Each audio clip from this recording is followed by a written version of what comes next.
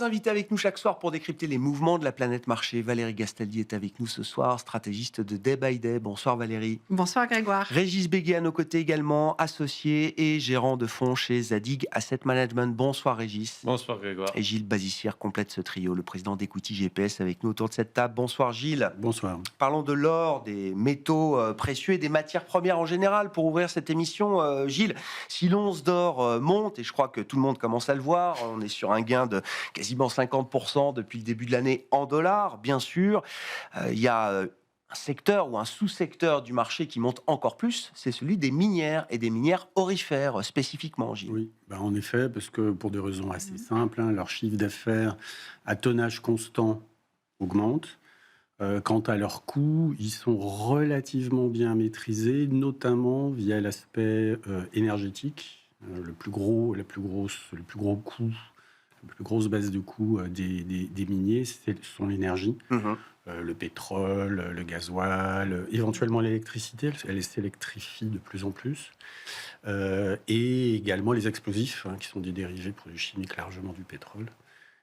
Donc dans un contexte où le chiffre d'affaires monte sans que les coûts montent, parce que la production elle est très stable au niveau mondial. Elle est fixe, oui. Voilà, elle est fixe, donc vous n'avez pas vraiment de hausse de coûts de production, si ce n'est des inflations ici et là.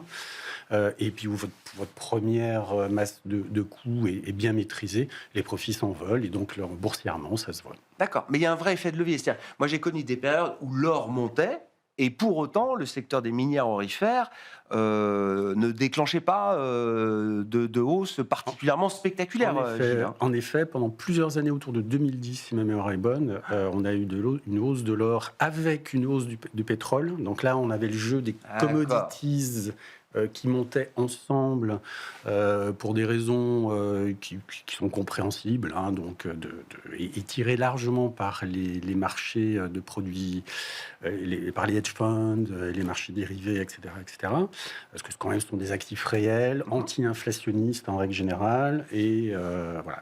Mais dans le domaine de l'offre de l'or est beaucoup moins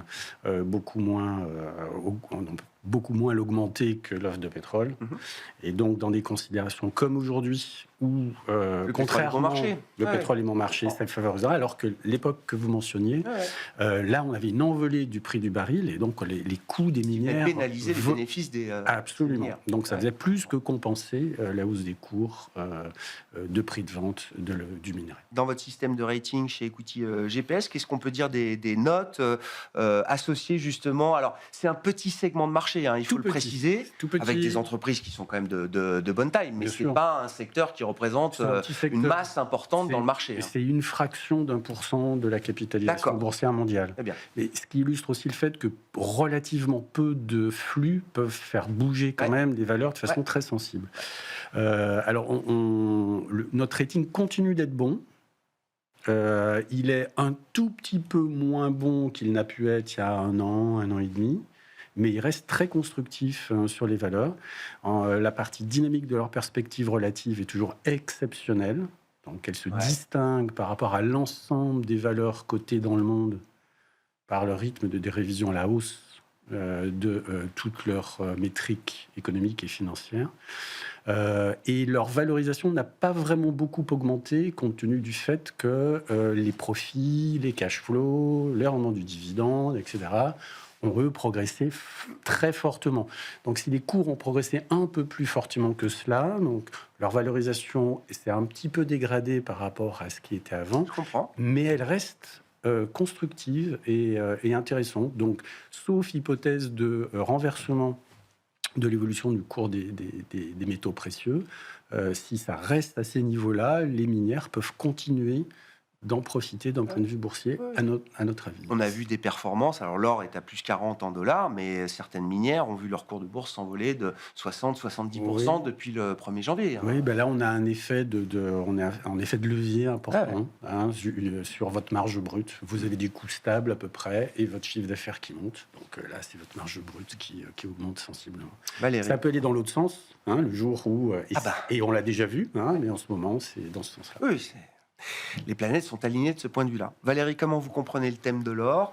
Et c'est vrai que c'est une discussion qu'on a eue en plateau encore ces derniers jours. Un des points qui était soulevé par une intervenante, d'ailleurs très positionnée sur ces minéraux aurifères, c'est que c'est plus simplement un actif de couverture. C'est un vrai thème d'investissement. Là. Bon, alors moi, je m'intéresse rarement aux causes des mouvements. Bon, pour moi, on a fait quand même le gros de la hausse sur l'or pour 2025. Pour 2025, hein, je précise.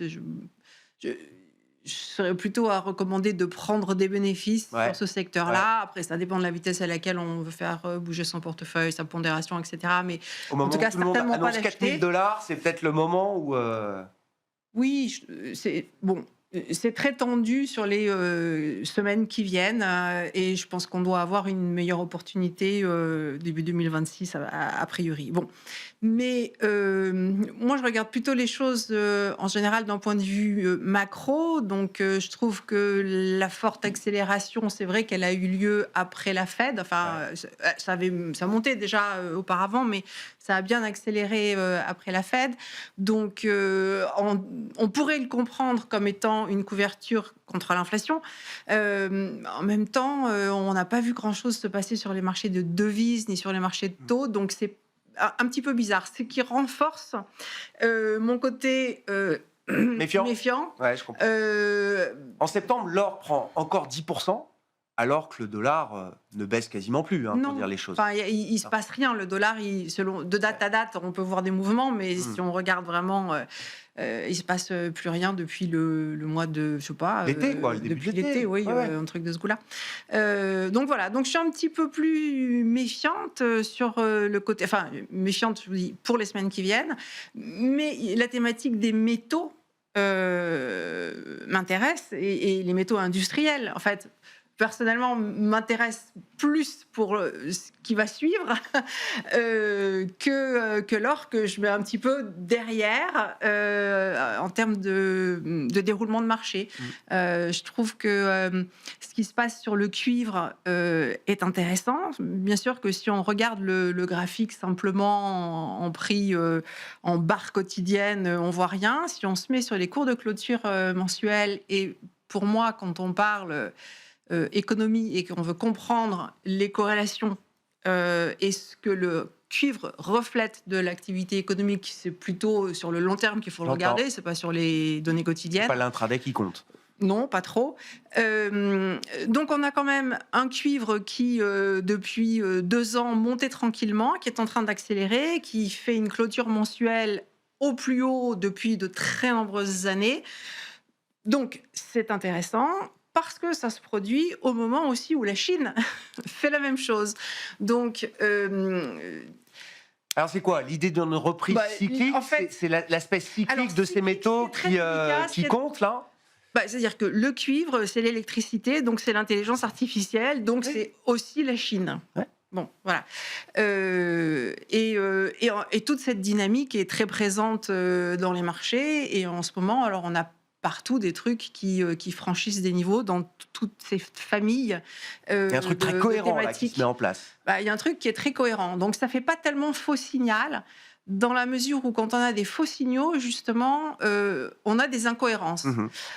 D'où le problème sur l'or, qui lui n'est pas cohérent pour moi. Enfin, il est cohérent à long terme, mais il ne l'est plus à court terme. Je comprends. Voilà, donc je trouve que le côté et puis l'aluminium aussi monte. Ouais, donc les vrais métaux industriels. Les vrais métaux industriels. Alors l'or a un usage pour la joaillerie, etc. dans certains pays, etc. Mais ça reste mineur par rapport à ces métaux-là. Ça reste mineur. Mais enfin voilà. Et moi, je suis dans une thématique où les matières premières, dans les 2-3 ans qui viennent, doivent avoir un rôle majeur. Dans les portefeuilles. Enfin, sur le marché, quoi. Oui, dans les portefeuilles aussi. Enfin, économiquement, je suis pas optimiste. Je vois quand même des tensions géopolitiques partout. On va vers des guerres. Donc, faut fabriquer des armes, des canons, etc. Alors, c'est bien, mais... Donald Trump nous dit qu'il a résolu 7 ou 8 guerres, je ne sais plus, depuis son arrivée. Non, mais j'entends votre point. Donc, il y a un cycle quand même pour vous, quand vous regardez sur du, Oui, du, de du moyen long réarmement. terme, ouais, c'est ça, qui doit apporter ce De compartiment des réarmement. matières premières. Ouais. D'accord avec cette idée, Régis, vous aimez bien le Ouais. compartiment matières premières, l'énergie, etc. Ouais. Alors moi, je m'intéresse plus justement aux causes, donc Ouais. c'est complémentaire. Et pour moi, il y a quand même trois classes d'actifs dans les matières premières qui sont bien différentes, qui sont l'or, qui est à mon avis à rapprocher plus du Bitcoin, qui est vraiment un actif strictement spéculatif, qui correspond à la défiance qu'on peut avoir sur le dollar. Et l'accélération de l'or, même si c'est pas dans la même proportion, a quand même correspondu beaucoup à la baisse du dollar. Et du coup, la baisse du dollar vis-à-vis des autres devises, mais en fait, il n'y a pas beaucoup d'appétit dans les autres devises non plus, Ouais. pour les mêmes raisons, puisqu'on a globalement les mêmes problèmes. Et donc, ça fait effet de valeur refuge, et au même titre que le Bitcoin, qui est une manière de s'échapper de toute forme de devise. Quoi qu'in fine, le Bitcoin doive quand même être converti dans une certaine devise. Enfin, il commence à y avoir un certain nombre de transactions directement en Bitcoin. Mais voilà, donc pour moi, c'est quelque chose qui est vraiment de l'ordre strictement financier.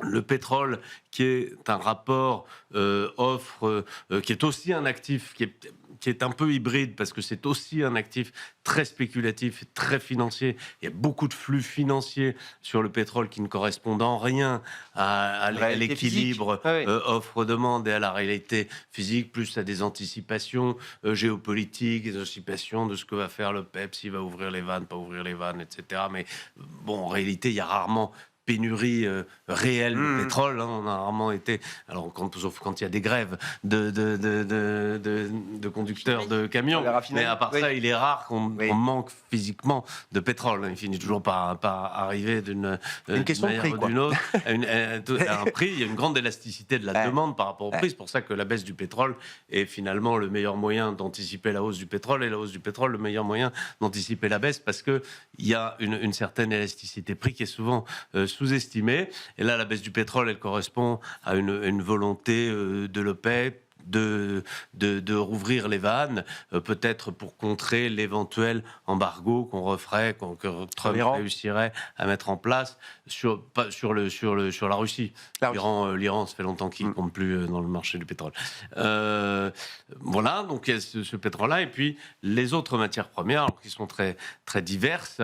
Il y a vraiment beaucoup de causes. Après, il y a les matières premières agricoles sur lesquelles il y a des phénomènes climatiques qui interviennent. Spécifiquement sur le cuivre, je dois dire qu'il n'y a pas que les mines d'or qui ont beaucoup monté, il y a aussi les mines en général, Antofagasta, anglo-américaines, etc., qui ont monté sur un phénomène physique pour le coup un peu particulier. Il y a eu un gros accident industriel chez Freeport-McMoRan qui va amputer sa production de cuivre pendant de longs mois, voire plusieurs années. Il y a une enquête, il y a eu des morts, la mine est fermée. Donc là, pour le coup, il y a un risque de répercussion véritablement physique sur le cuivre au moment où effectivement la demande reste élevée dans le cadre de l'électrification de l'économie mondiale, enfin de l'énergie mondiale.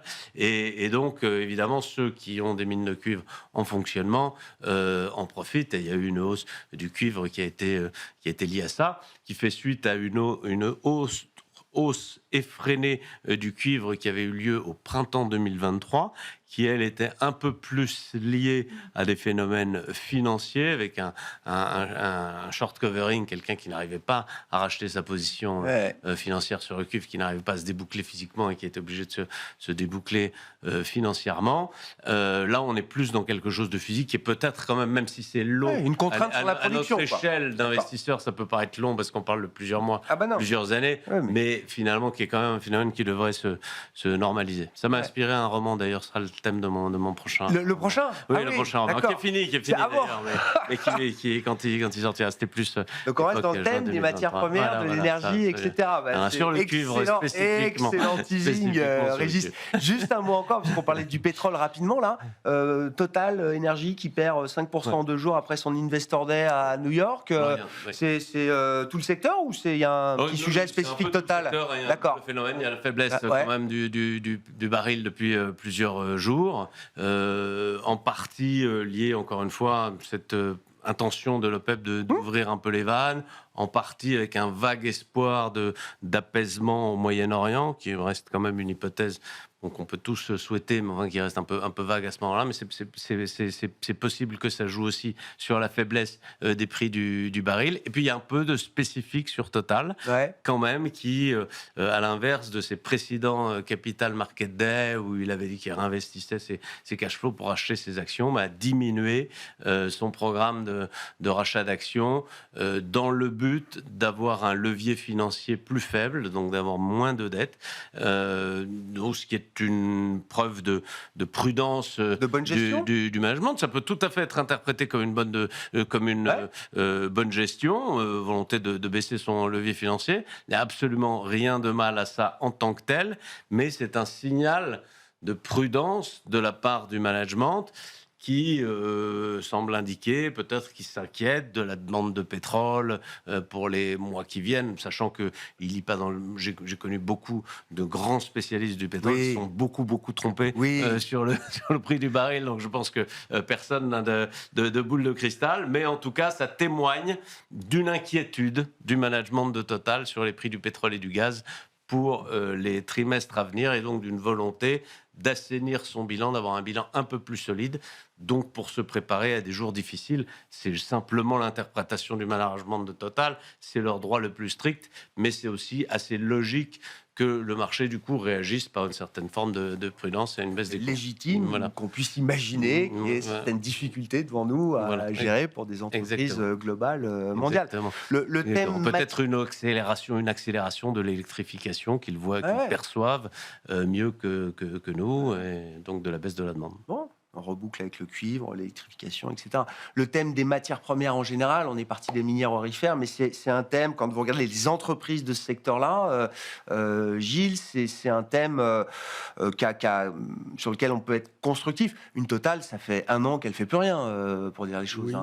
Alors le secteur du pétrole, dans les 11 secteurs mondiaux, c'est un de ceux qui a le moins bon rating aujourd'hui. Mais donc... voilà, alors ça ne veut pas dire que ça puisse pas réagir favorablement à telle ou telle nouvelle, mais il faudrait un changement de nouvelle pour réapprécier la chose au global. Et non, clairement, enfin, les minières plus générales sont moins bien notées chez nous que les métaux précieux. Alors, il y a encore plus petit secteur que les aurifères, c'est les mines spécialisées dans l'argent, même si elles font tout un petit peu de tout en même temps. Mais l'argent métal se comporte très bien également. Voilà, donc on extrait aussi de l'argent, du plomb, de l'or, etc. Donc il y a des poids différents selon les sociétés. Mais il y a une histoire sur l'argent qui est un petit peu intermédiaire. Elle bénéficie un petit peu de l'effet refuge de l'or, même si elle n'est pas achetée par les banques centrales contrairement à l'or. Donc ça, c'est un gros phénomène pour l'or. Mais il y a un phénomène de substitution dans la joaillerie mondiale, donc qui est quand même à la fin un gros consommateur de métaux précieux. L'or montant, on achète à sa promise de plus en plus de bagues en argent, d'or. Et puis le deuxième élément, c'est l'aspect industriel. Le photovoltaïque et l'électrification il y a plus d'applications industrielles pour l'argent, utilisent de l'argent, et ainsi que la photonique.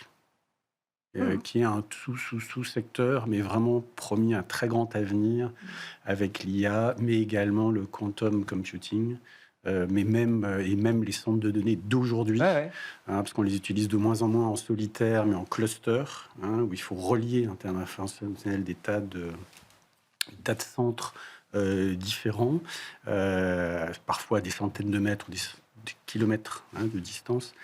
Et là, la photonique est très utile, et la photonique est très consommatrice de métaux-pression en général, y compris d'or. Bon, puisqu'on parle d'IA, Valérie, où est-ce qu'on en est de ce grand thème IA? Où est-ce qu'on en est du chemin de ces grandes valeurs qui ont pour l'instant capté, l'essentiel du thème IA, Nvidia étant évidemment l'emblème de ce thème autour des infrastructures d'intelligence artificielle. Est-ce qu'on est à un moment dangereux? Est-ce qu'il y a un gros risque de repricing de ces valeurs-là, de leur valorisation, ou est-ce qu'on est encore dans quelque chose de porteur? Sur le mois d'octobre, je ne suis pas super à l'aise à court terme. Bon, mais si on fait exclusion des 2 prochaines semaines, en gros, ou 3 prochaines semaines, je ne suis pas sûre que ce soit terminé. Il y a plusieurs indicateurs de fin de hausse que je n'ai pas encore vus. D'abord, ça s'est développé très lentement parce que cette surperformance des valeurs tech, elle a été lente à revenir. Ouais. Pendant l'été, en fait, il ne s'est pas passé grand-chose. C'est arrivé seulement au mois de septembre. Donc... oui, j'entends des gens qui parlent de valorisation, qui disent c'est cher, etc. Mais en fait, c'est cher au vu des données d'aujourd'hui. La croissance est tellement rapide que c'est très facile que ça ne soit plus cher demain. Donc, c'est pas des choses qui m'intéressent du tout, et je trouve que c'est pas très intéressant à prendre en compte sur ce C'est pas le type bon de valeur. argumentaire. Ok. C'est des argumentaires qui changent vraiment très vite. Donc, moi, ce qui m'intéresse, c'est que je vois qu'on a quand même des volatilités implicites qui ne baissent pas, que ce soit aux États-Unis ou en Europe. Tout étant relatif, mais on est quand même toujours autour de 14, disons, en volatilité implicite sur le S&P 500. Et une fin de hausse qui se fasse avec une volatilité à 14, c'est pas impossible. Mais La vol n'est pas assez basse pour qu'il y ait Ouais. une exubérance généralisée. Ouais, et en fait, ça vient pas. Ça vient pas. À chaque fois, on a une nouvelle inquiétude qui est ressurgie et on a l'impression que tout est en place. Et non, le marché repasse un cap, remonte avec une vol qui reste au même niveau. Donc les sans investisseurs sont baisser. couverts, sont conscients des risques Et continuent à se continuent malgré couvrir. tout d'acheter et de payer le marché. Ouais, en fait, ils sont même de plus en plus couverts. Ah oui. A priori, oui. Donc c'est pas très cohérent avec la fin de baisse, la surperformance. La fin de hausse. Pardon, Oui, la fin oui, de oui. hausse. Oui, j'étais à la fin de baisse Oui. de la volatilité implicite. La surperformance du Nasdaq ou même du SOX, parce que ça se concentre aussi beaucoup sur les semi-conducteurs quand même, elle a rien de considérable. Enfin, La corrige bien du sûr qu'elle est dollar, d'autant importante. plus que quand on la corrige du dollar, ça c'est sûr. Ouais, je n'ai pas regardé corriger du dollar, mais enfin, Bon, on est à moins de là, ça 10% s'est de hausse développé. pour le Non, Nasdaq, mais ça hein. s'est développé. La dernière vague, elle s'est développée là depuis quelques semaines, et le dollar, il fait plus rien. Donc, Non, ça n'a rien changé, je crois, je comprends. sur le dernier mouvement. Oui. Donc, en fait, il n'y a pas grand-chose qui dise. Tous les indicateurs classiques que je peux surveiller, qui me disent il y a un gros danger, ne sont pas en sont place. pas vraiment en place. Il y a des choses qui collent pas bien, mais qui sont plus au niveau vraiment macro, et c'est plus en Europe encore qu'aux États-Unis. Enfin, je sais pas, les spreads de taux européens sont quand même très très très écrasés. Oui, bien sûr. Oui. Par Oui, oui. exemple, donc ça peut être un petit peu embêtant. Enfin, Il y a plus on de verra bien, complaisance mais pour vous peut-être dans certains aspects du marché européen que dans le marché américain. c'est vraiment compliqué parce que ce marché américain, il y a des tels déséquilibres en termes de pondération de valeur, etc. C'est dur de s'y retrouver et je trouve que c'est vraiment moi ce qui me gêne parce que je travaille sur des agrégats, sur valeur par valeur. On peut dire des choses, oui, oui. Oui, mais ça n'a pas la même portée macroéconomique. Enfin, J'entends. c'est pas pareil. Et il y a trop d'écart au sein des indices. Je suis obligée de prendre des pincettes, bien entendu. Mais voilà. Donc pour le moment, je fais abstraction une fois encore de ce qui peut se passer là à court terme. Ouais. Une clôture trimestrielle au plus haut. C'est bon, voilà. C'est le Octobre genre peut de être un peu choses. plus C'est le genre de choses où assez classiquement mouvementé, on a mais des d'accord. prises de Ok. profit après. Mais sinon, voilà. Régis, sur la vulnérabilité ou non de ce marché américain et de cette locomotive de l'intelligence artificielle. Voilà. C'est la question qu'on se pose. Est-ce qu'on est en 96 ? C'est-à-dire est-ce qu'on a encore 3-4 ans devant nous pour laisser gonfler les choses ? Ou est-ce qu'on est fin 99 à quelques mois d'un pic de marché qui qui s'est suivi d'une grosse dégringolade. Une grosse correction. Allez, il y a quand même beaucoup de différences avec 2000. Non, la similitude, c'est que effectivement, il y a une nouvelle technologie dont on sent bien qu'elle va bouleverser les habitudes, elle va bouleverser l'organisation des entreprises, elle va bouleverser notre organisation personnelle. Maintenant, on a des valorisations qui sont très élevées, mais on a des business models. Et quelque chose qui est aussi semblable à un 2000, c'est quand on parlait en 2000 des valeurs Internet, en fait, on ne savait pas très bien ce que ça voulait dire. C'était quoi les valeurs Internet ? Et en fait, c'est un peu pareil aujourd'hui. Les valeurs IA, on ne sait pas très bien. Vous avez en amont, vous avez d'abord, le monde commence par les semi-conducteurs. En amont du tout, vous avez les semi-conducteurs. Ensuite, vous avez des gens qui développent un code pour faire de l'IA, ChatGPT et tous les autres, Perplexity, etc. Vous avez des gens qui développent des applications d'IA à partir de ces semi-conducteurs et d'un langage informatique. Et puis ensuite, vous avez les usages nouveaux qui vont être développés, qui vont être... pour certains, des business models qui sont détruits ou des emplois qui sont détruits puisque l'IA vous remplacera.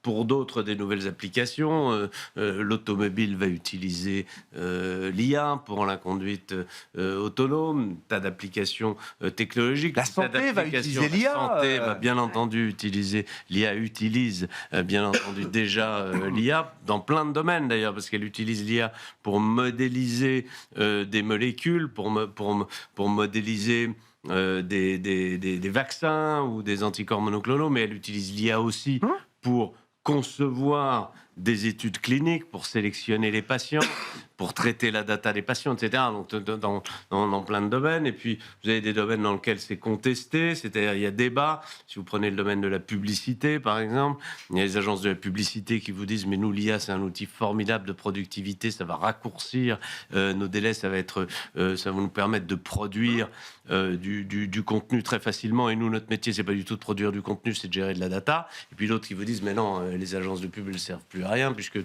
toute façon, on peut faire des spots publicitaires avec de l'IA. » Et on peut déjà prendre ces paris. La question étant, justement, en termes de risk-reward, est-ce qu'il vaut mieux rester encore sur les gagnants de la première heure ? Est-ce qu'on est encore confortable avec les gagnants de la première heure, ou est-ce qu'il faut déjà avoir de la première heure, le problème, non, il faut basculer parce que les gagnants de la première heure, le problème c'est qu'ils commencent à faire quelque chose d'un peu circulaire. J'en veux pour preuve l'investissement de Nvidia dans ChatGPT. Si vous voulez, il donne 100 milliards. Il investit 100 milliards dans ChatGPT qui va pouvoir racheter des puces Nvidia. On finance son client, quoi. On commence à devenir à rentrer dans quelque chose de circulaire qui est assez malsain, c'est certain. Et puis, de la même manière qu'en 2000, vous avez aujourd'hui Mistral, vous avez DeepSeek, vous avez Perplexity, vous avez ChatGPT, vous avez Gemini. Probablement, il n'en restera qu'un. De la même manière qu'il n'est resté que Google et puis il n'est resté qu'Amazon. Et puis tous les autres ont disparu. Je suis pas spécialiste. Plus ou moins. On nous vend quand même des IA un peu sur mesure, dédiées à des usages spécifiques, etc. Mais il y a une différence, quelque chose qui est beaucoup plus simple qu'en 2000, c'est qu'aujourd'hui, vous n'avez pas en bourse des business models fondés sur rien, absurdes, fondés sur du vent, avec des gens... Oui, mais vous n'avez pas, comme vous aviez en 2000, des web agencies, des gens qui s'installaient dans des appartements de 200 mètres carrés en fumant le cigare et en valant 3 milliards d'euros. Ça n'existe pas aujourd'hui dans l'IA. Pas encore, du moins. Donc, c'est quand même plus sain. Il fume plus le cigare. Et en plus, exactement, on ne fume plus le cigare, c'est complètement démodé. Dans ce monde-là, en tout cas, sans doute. Qu'est-ce que ça donne, l'IA, en termes de notation chez vous, là, pour ces grosses valeurs ? C'est l'occasion de faire un petit point. Je rejoins ce que je disais, Régis, sur la caractérisation de l'IA. Elle est compliquée, en fait, valeur par valeur. Et après, on a toutes les strates, très amont, aval B2B, aval B2B2C, l'IA agentique B2B ou B2C. Voilà, donc ça c'est... Mais on intuite quand même que le potentiel est phénoménal en termes et de gains de productivité et de création de nouveaux services. Sans doute, cela conduit conduira-t-il à une poursuite de la séparation dans tous les domaines entre le luxe au sens étymologique du terme, c'est-à-dire les services plus, Ouais.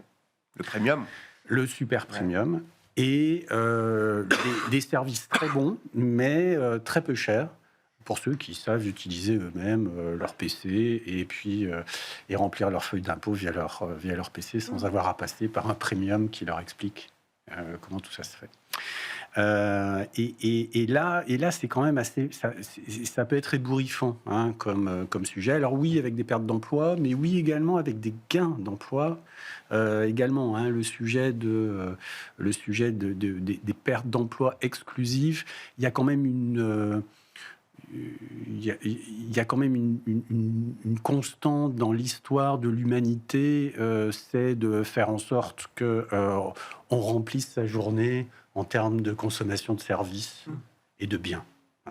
Après, bien sûr, il faut trouver tout ça, mais moi, je suis assez optimiste y compris sur les sujets sociaux. Alors, au niveau global mondial, Même s'il devait y avoir une correction de Voilà. ces grandes valeurs, Oui. les gagnants de la première heure, comme je les appelle, ça ne remettrait pas en cause pour vous cette Oui, alors, thématique profonde il y a- qui se diffuse. Absolument, mais il y a quand même cette diffusion qui est un phénomène important. Les gagnants de la première, les gagnants actuels au sens large, oui, c'est pas leur valorisation qu'il faut regarder. Valérie a raison, mais par contre, toute inflexion dans le rythme d'évolution de la croissance, là, lui, est à regarder. Oui.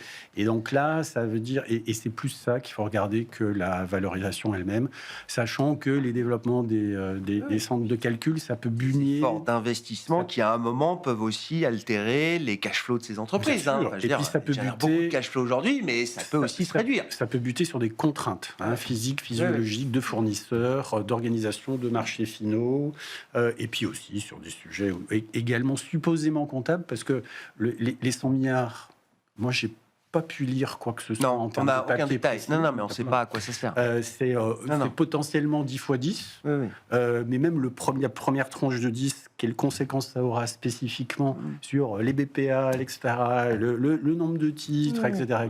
Non. Là, on est quand même C'est un dans chiffre. un domaine... On a mis un chiffre sur un deal. Absolument, ça auto-entretient un move, mais attention. Pendant longtemps aussi, Voilà. donc parfois ça peut durer très très longtemps et avoir son efficacité. Mais...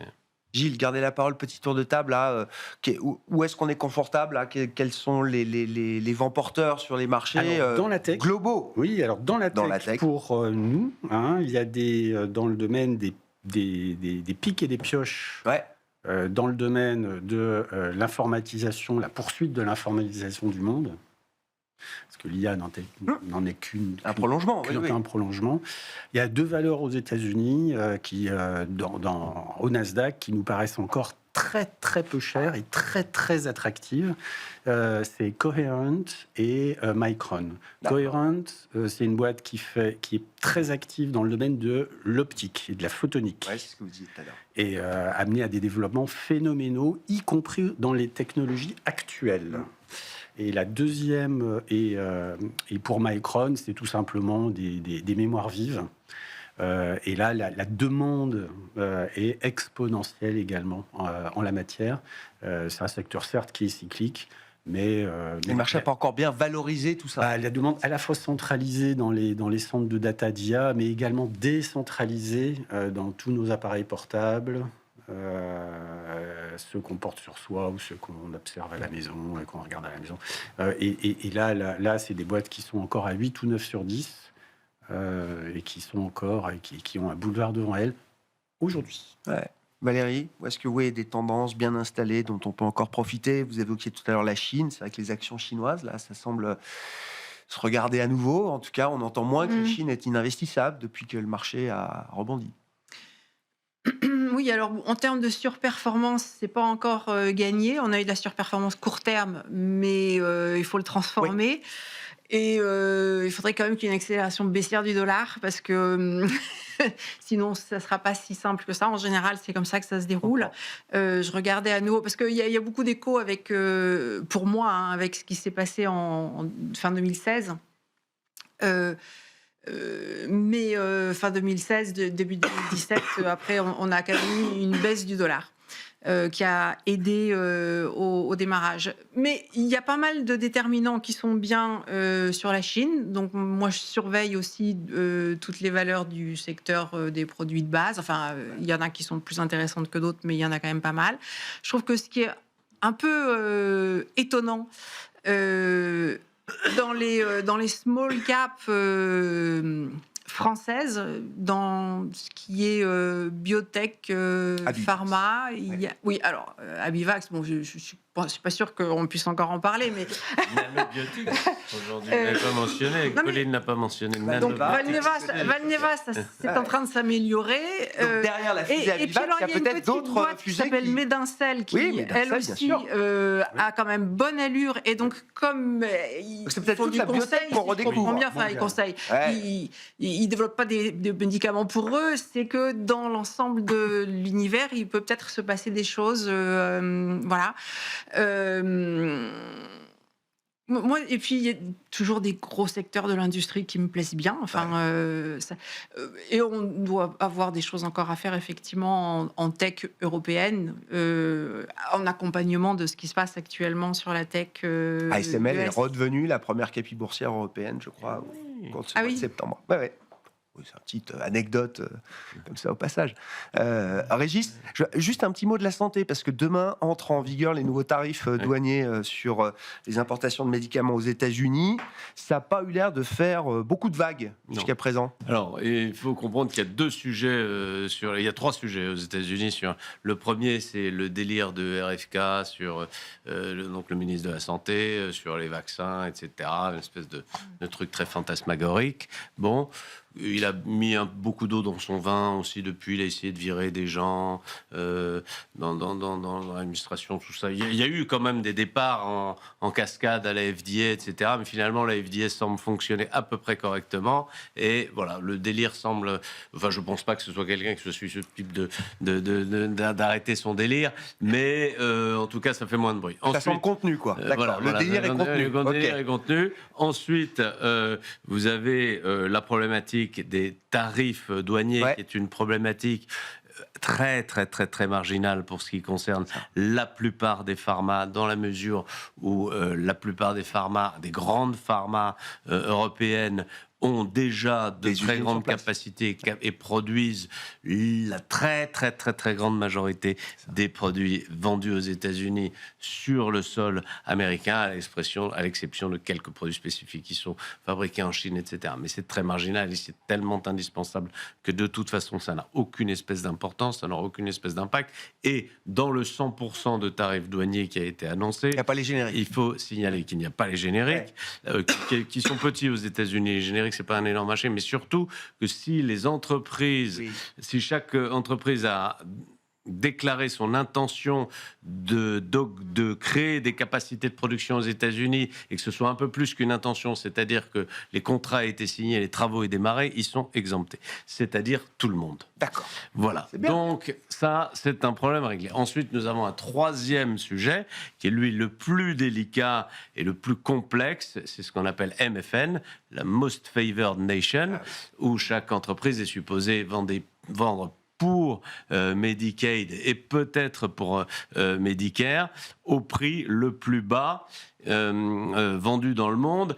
On ne sait pas ce que c'est que ce prix le plus bas, parce que ce prix le plus bas, il y a d'abord un certain nombre de pays pauvres qui peuvent être exclus de cette liste. Ensuite, on ne sait pas si ce prix le plus bas, il est GDP adjusted du pays dans lequel on vend, ce qui changerait quand même pas mal les choses. Et enfin, pour beaucoup de produits, dans la catégorie Medicaid, ils sont déjà au prix les plus bas, parce qu'évidemment, il y a des écarts énormes de prix entre les produits vendus aux États-Unis et les produits vendus en Europe, mais pas dans Medicaid, où il y a déjà une négociation qui est faite, où on a déjà un énorme décote par rapport au marché privé. Donc, mais ça reste le sujet le plus flou.